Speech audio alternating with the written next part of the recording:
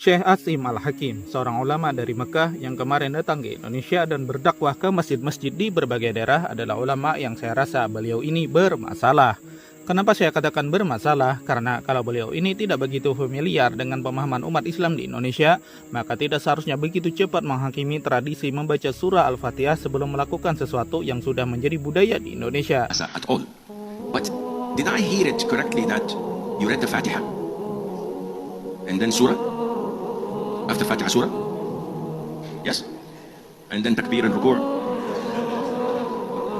Why do you recite the Fatiha? I don't want to come on the day of judgment and Allah would say, why they make this innovation and you did not speak? Ever in the books of Sunnah had the Prophet ﷺ recited the Fatiha like this? Yes or no? Never. You know more than him? No, I don't. So this is why I have to clear my conscience so that on the day of judgment I told them, khalas, I go. So it is not Sunnah. In Arabia, when we have marriage contract or engagement, Bismillah, Al-Fatiha. And nobody knows. They're reading the Fatiha on the, and they wipe their face, and they wipe their bodies, and they scrub their backs. Go take a shower. What are you doing? And also, because marriage is like death.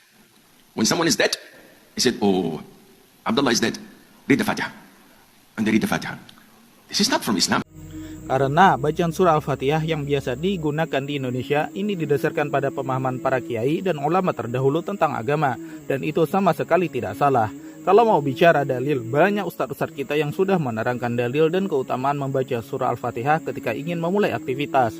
Bahkan Ustadz Abdul Somad saja mengakui kalau beliau bisa menjadi ulama besar seperti sekarang itu berkat surah Al-Fatihah yang rutin dibacakan oleh ibunda beliau saat beliau masih kecil. Syekh Asim ini seharusnya lebih menghormati perbedaan pemahaman di antara umat Islam di Indonesia.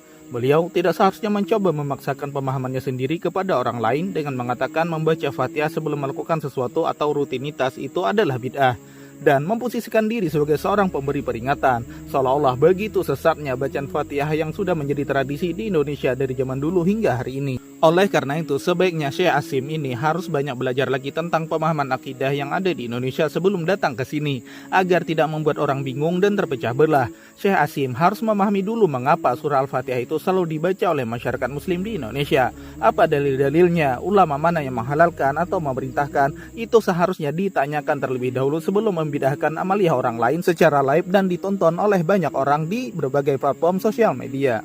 Contohlah Syekh Abdurrahman As-Sudais, ketika beliau menjadi imam di Masjid Istiqlal, beliau menzaharkan atau membaca dengan lantang kalimat Bismillahirrahmanirrahim sebelum membaca Fatihah sebagaimana yang diatur di dalam mazhab Imam Syafi'i.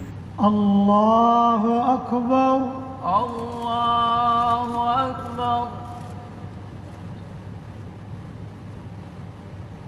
Bismillahirrahmanirrahim. Alhamdulillahi Rabbil Alamin, Ar-Rahmanir Rahim, Maliki Yawmiddin, Iyyaka na'budu wa iyyaka nasta'in, Ihdinas siratal mustaqim, Siratal ladzina an'amta 'alaihim, Ghairil maghdubi 'alaihim waladdallin.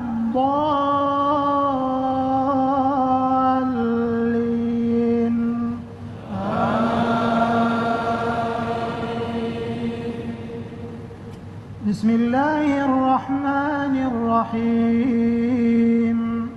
Sabbih isma rabbikal a'la.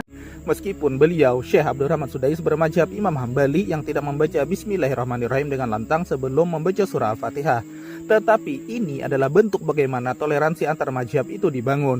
Di mana bumi dipijak, di situ langit dijunjung. Kira-kira begitu maknanya. Selama tidak keluar dari imam mazhab yang empat, maka sangat tidak bijak untuk membidahkan amaliyah orang yang berbeda mazhab, sebagaimana yang dilakukan oleh Syekh Asim Al-Hakim kemarin.